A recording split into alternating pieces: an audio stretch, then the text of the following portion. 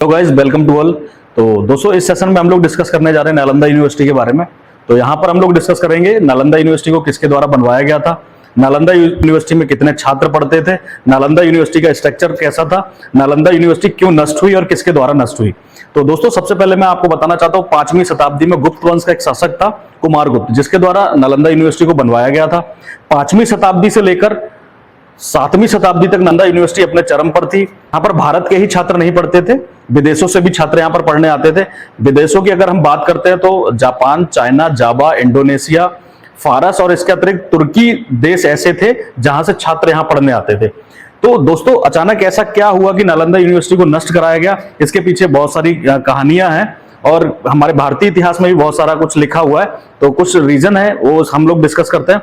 तो नालंदा यूनिवर्सिटी को बनाने वाला तो शासक कुमारगुप्त था, लेकिन नालंदा यूनिवर्सिटी का जो खर्चा है पाल वंश के राजा के द्वारा 200 गांव दान किए गए थे, जिसके माध्यम से जो भी वहां पर टैक्स मिलता था तो उस टैक्स के द्वारा नालंदा यूनिवर्सिटी का खर्चा चलाया जाता था।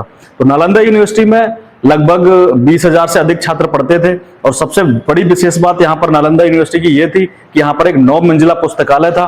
तो 9 मंजिला पुस्तकालय में लगभग 3 लाख से अधिक पुस्तकें थी और यहाँ पर सबसे अधिक जो पुस्तकें थी वो बौद्ध धर्म की थी।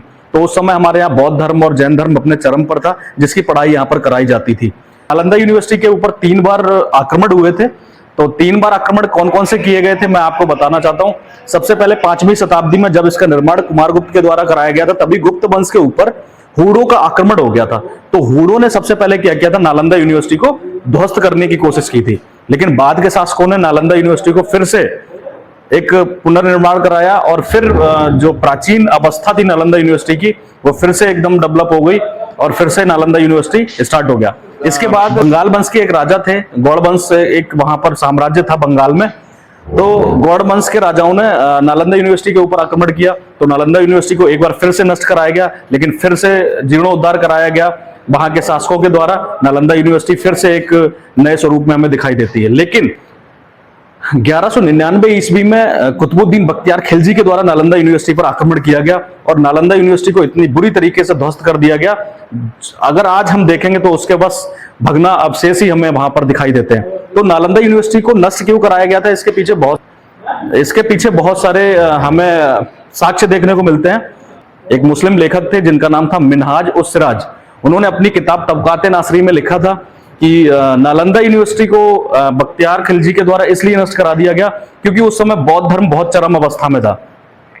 तो यहाँ पर बख्तियार खिलजी ये चाहते थे कि बौद्ध धर्म को किसी तरीके से नष्ट कराया जाए। तो नष्ट कराने के लिए जो शिक्षा का प्रमुख केंद्र था नालंदा यूनिवर्सिटी, उसने नालंदा यूनिवर्सिटी को पूरी तरीके से जला दिया और वहां के जो बौद्ध भिक्षु थे, जो बौद्ध धर्म की जो दीक्षा देने वाले साधु भिक्षु थे, उनको वहां पर मार दिया गया था। तो इस तरीके से वो बौद्ध धर्म को नष्ट कराना चाहता था, इसीलिए नालंदा यूनिवर्सिटी को उसने नष्ट कराया। इसके अतिरिक्त हमें कुछ कहानियां और मिलती हैं। जैसे एक कहानी बहुत ज्यादा प्रचलित होती है। एक बार कुतुबुद्दीन बख्तियार खिलजी बीमार पड़ जाते हैं। यहाँ पर थोड़ा बताना चाहता हूँ, कुतुबुद्दीन बख्तियार खिलजी कुतुबुद्दीन ऐबक की सेना में सेनापति थे। तो एक बार कुतुबुद्दीन बख्तियार खिलजी बीमार पड़ जाते हैं और बहुत मरणासन्न अवस्था में आ जाते हैं। उनके यहाँ बहुत सारे हकीम थे जो उनका इलाज कर रहे थे, लेकिन हकीमों की दवा उन पर असर नहीं कर रही थी। तभी किसी के द्वारा यह सलाह दी जाती है कि आप नालंदा विश्वविद्यालय के जो आयुर्वेद के प्रोफेसर हैं, जिनका नाम सीलभद्र है, आप उनको दिखाओ। तो कुतुबुद्दीन बख्तियार खिलजी किसी तरीके से उनको बुलवाते हैं और सीलभद्र जब कुतुबुद्दीन बख्तियार खिलजी को देखते हैं तो उन्हें कुछ दवाएं देते हैं। तो यहाँ पर बख्तियार खिलजी उन दवाओं को खाने के लिए मना कर देता है। दवाएं खाने के लिए जब मना करता है तो सीलभद्र के द्वारा ये पूछा जाता है कि आप कुरान पढ़ते हैं या नहीं। तो कुतुबुद्दीन बख्तियार खिलजी बोलता है कि हाँ मैं कुरान पढ़ता हूँ। तो सीलभद्र के द्वारा क्या किया जाता है, कुरान के कुछ पन्नों को पढ़ने के लिए दिया जाता है। तो सीलभद्र ये बोलते हैं कि आप कुरान के कुछ पन्ने पढ़ लीजिए, 4-5 दिन में आप ठीक हो जाएंगे। तो दोस्तों ऐसा होता है कि कुतुबुद्दीन बख्तियार खिलजी के द्वारा 4-5 दिन तक वो कुरान पढ़ी जाती है लगातार और कुतुबुद्दीन बख्तियार खिलजी की हालत में सुधार होने लगता है। तो ये बात जब सीलभद्र के सामने रखी जाती है कि आपने कौन सी दवा ऐसी दी है जिससे कुतुबुद्दीन बख्तियार खिलजी सही हो रहे हैं, तो सीलभद्र यहाँ पर बताते हैं कि मैंने कुरान के पन्नों पर दवा लगा दी थी और दवा सांसों और मुंह के माध्यम से कुतुबुद्दीन बख्तियार खिलजी के अंदर जा रही थी। उस दवा के इफेक्ट के कारण ही 4-5 दिन में कुतुबुद्दीन बख्तियार खिलजी स्वस्थ हो रहे थे।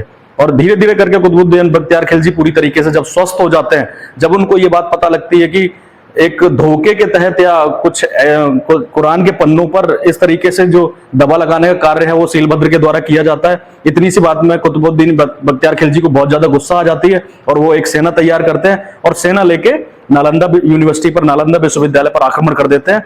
और ये आक्रमण इतना खतरनाक था, इसमें पूरी तरीके से आग लगा दी जाती है।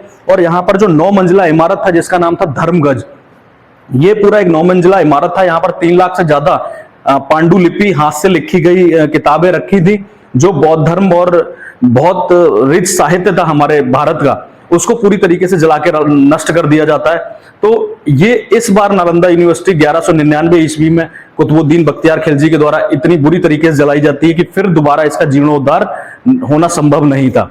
तो दोस्तों ये छोटी सी कहानी थी नालंदा विश्वविद्यालय की, और आपको कैसी लगी एक बार कमेंट सेक्शन में बताइएगा। अगर वीडियो अच्छी लगी हो तो वीडियो को लाइक करिएगा और चैनल को सब्सक्राइब करके सपोर्ट करिएगा, और कमेंट सेक्शन में अपने सुझाव दीजिए। नेक्स्ट वीडियो में मिलते हैं। ओके, वीडियो देखने के लिए बहुत बहुत धन्यवाद आपका, बहुत बहुत आभार। Thank you very much.